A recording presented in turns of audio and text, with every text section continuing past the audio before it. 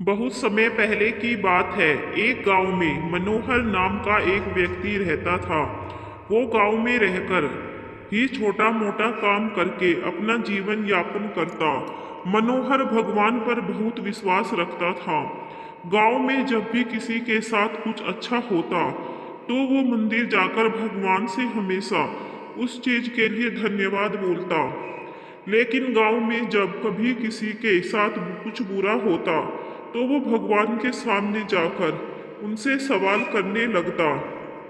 सवाल करने के बाद वो अक्सर ये बोलता कि भगवान, आपने उनके साथ अच्छा नहीं किया। अगर आपकी जगह मैं होता तो सब कुछ ठीक कर देता। मनोहर के सवाल करने की इस आदत से तंग आकर एक दिन भगवान उसके सामने प्रकट हो गए। उन्हें देखकर मनोहर आश्चर्य से भर गया।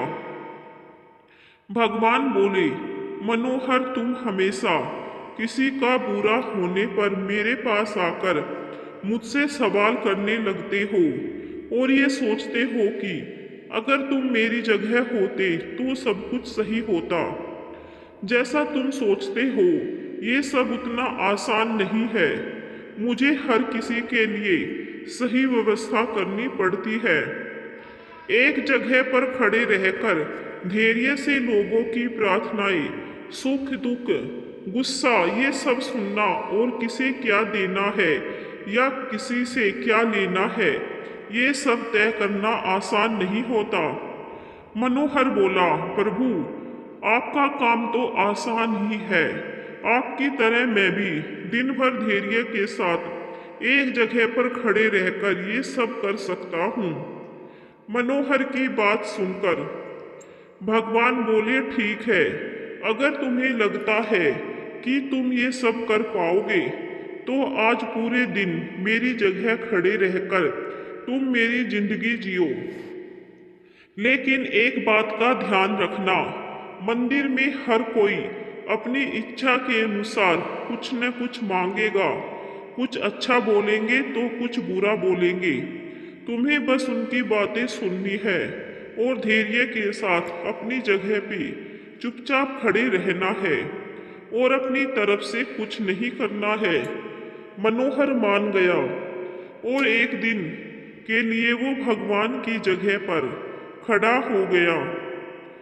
थोड़ी देर बाद गांव का एक धनी व्यक्ति मंदिर में आया और भगवान से बोला, प्रभु, मैं अपना कारोबार दूसरे गांव में भी करने जा रहा हूँ।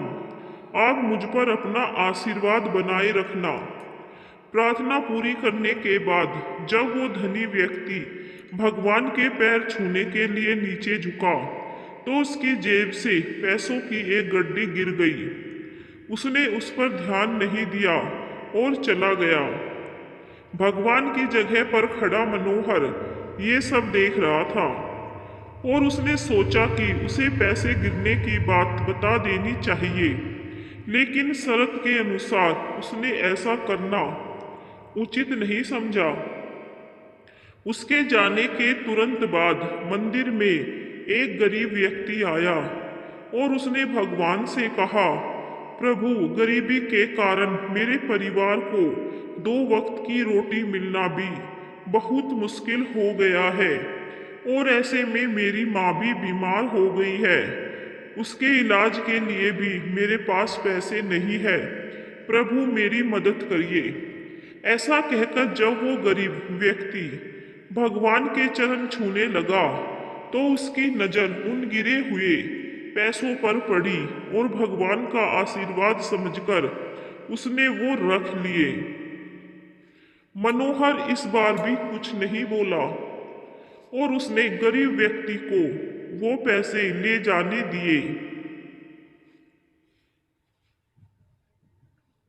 थोड़ी देर बाद मंदिर में एक व्यापारी आया जो कि समुद्र के रास्ते अपना व्यापार किया करता था।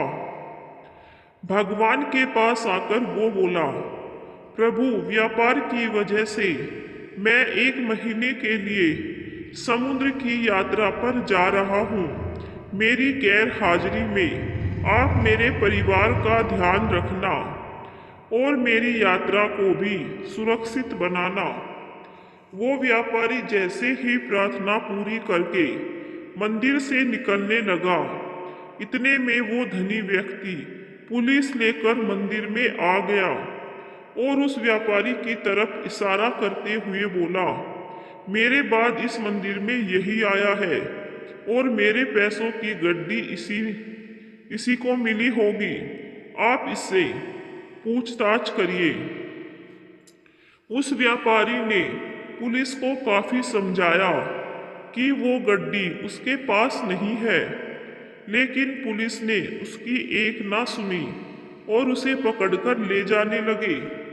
भगवान बने मनोहर ये सब देखा नहीं गया, क्योंकि उसकी आंखों के सामने अन्याय हो रहा था और वो सोचने लगा कि अगर मैंने अब भी कुछ नहीं बोला तो एक बेकसूर व्यक्ति को सजा मिलेगी और जो कसूरवार है वो आराम की जिंदगी जिएगा। ऐसा सोचकर मनोहर बोल पड़ा और उसने सारी बात बता दी। पुलिस उस गरीब व्यक्ति के पास गई और उससे पैसे लाकर उस धनी सेठ को दे दिए। व्यापारी को छोड़ दिया और वो समुद्र की यात्रा में निकल गया। मनोहर इस बात से बड़ा खुश हुआ कि उसने गलत होने से रोक लिया और जो सही था वही किया, लेकिन इस सब में उसने अपनी शर्त तोड़ दी और भगवान फिर से वहां आ गई। भगवान को सामने देख मनोहर ने गर्व के साथ उन्हें सब कुछ बताया। मनोहर की बात सुनकर भगवान बोले, आज तुमने अपनी चुप्पी तोड़कर मेरी सारी योजना को बर्बाद कर दिया। तुम्हें नहीं पता कि उस धनी व्यक्ति ने गलत कामों से बहुत धन कमाया है। यदि उसमें से थोड़ा धन उस गरीब की मदद में लग जाता तो उस धनी व्यक्ति के पाप कम होते। और वही तुमने उस व्यापारी को समुद्र की यात्रा पर भेज दिया, जबकि कल समुद्र में तूफान आने वाला है जिसमें उस व्यापारी का जहाज डूब जाएगा और वो जीवित नहीं लौट पाएगा। अगर पुलिस उसे ले जाती तो वो समुद्र यात्रा में नहीं जा पाता और उसकी जान बच जाती। वही दूसरी तरफ वो गरीब व्यक्ति उन पैसों से अपनी माँ का इलाज करा लेता, लेकिन अब वो जेल में बंद किसकी वजह से उसकी माँ का इलाज नहीं हो पाएगा और वो दुनिया से चल बसेगी। उसका परिवार अब और भी बदतर जिंदगी जीने पर मजबूर हो जाएगा। तुमने सब कुछ ठीक करने के चक्कर में सब कुछ बिगाड़ दिया।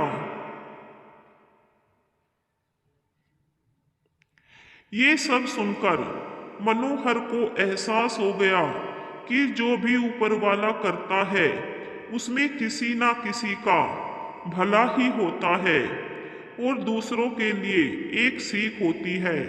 भगवान हर किसी के जीवन के बारे में सोचकर ही अपनी योजना बनाते हैं और उनके जीवन को चलाते हैं। भगवान की जगह लेना किसी इंसान के लिए आसान नहीं है। मनोहर मन ही मन बहुत दुखी हुआ और भगवान से माफी मांगकर वहां से चला गया। ये कहानी हमें सिखाती है कि हमें कभी ऊपर वाले के किए पर शक नहीं करना चाहिए। वो जो भी करता है उसके पीछे कुछ ना कुछ वजह होती है। जब भी हमारे संग कुछ बुरा होता है तो हम ऊपर वाले को शक की निगाहों से देखते हैं और सोचते हैं कि मेरे साथ ही गलत हो रहा है, लेकिन कई बार हमें भविष्य में उस चीज से फायदा भी हो जाता है। ऐसा भी नहीं है कि हर बुरी चीज से हमें नुकसान ही हो। कई बार कुछ चीजें हमारे सबक की तरह होती है और जिनके होने से हमारी जिंदगी बदल जाती है। दोस्तों, अगर हमारी कहानी पसंद आई हो तो इसी तरह की कहानियाँ सुनने के लिए हमारे चैनल को सब्सक्राइब जरूर करें और वीडियो को लाइक भी कर दे। धन्यवाद दोस्तों, कमेंट जरूर करें।